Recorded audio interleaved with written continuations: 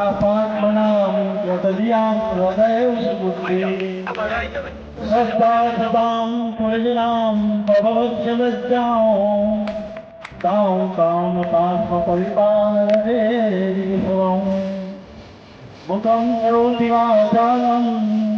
पङ्गुं लङ्घयते गिरिं यत्कृपातमहं वन्दे परमा।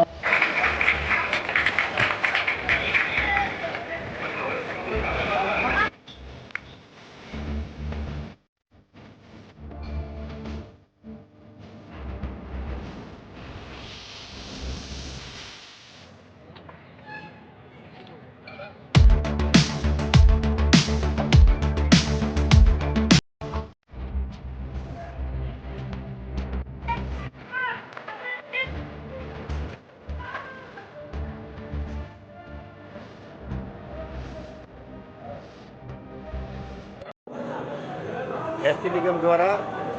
આજરોજ ભરૂચ વિભાગીય કચેરી અને જંબુસર ડેપોના ઉદ્ઘાટન પ્રસંગે જે પ્રકારે રાજ્ય સરકાર દ્વારા આજથી 20-22 વર્ષ પહેલાંની વાત કરીએ અને આજની વાત કરીએ ત્યારે મને કહેતા આનંદ થાય છે કે ભૂતકાળમાં 20-22 વર્ષ પહેલાં જે એસટી નિગમની જે હાલત હતી અને એને લઈને એસટીની અંદર પણ સીટો પર ફાટલી હોય, દરવાજાના ગ્લાસ, ગાડીના ગ્લાસ તૂટેલા હોય, પતરાપરી પાણી ટપકતું હોય, આવી સ્થિતિની અંદર નિગમ ચાલતું હતું. આદરણીય તત્કાલીન મુખ્યમંત્રી શ્રી અને આજના દેશના વડાપ્રધાન શ્રી નરેન્દ્રભાઈએ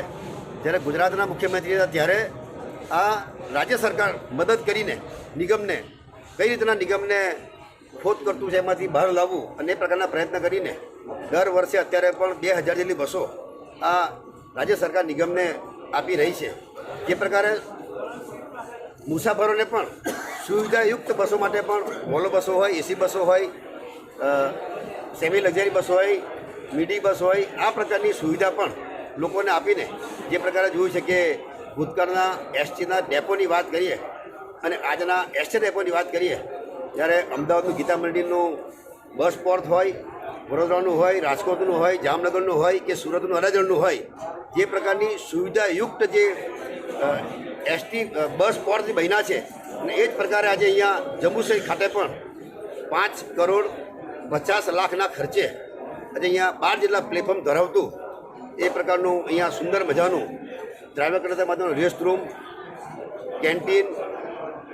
બહેનોને માટે પણ રેસ્ટ કરવા માટેના રૂમો, પાર્સલ રૂમ, જનરેટર રૂમ, આ અનેક પ્રકારના અને ડેપો મેનેજર માટેનું પણ અલગ ઓફિસ અને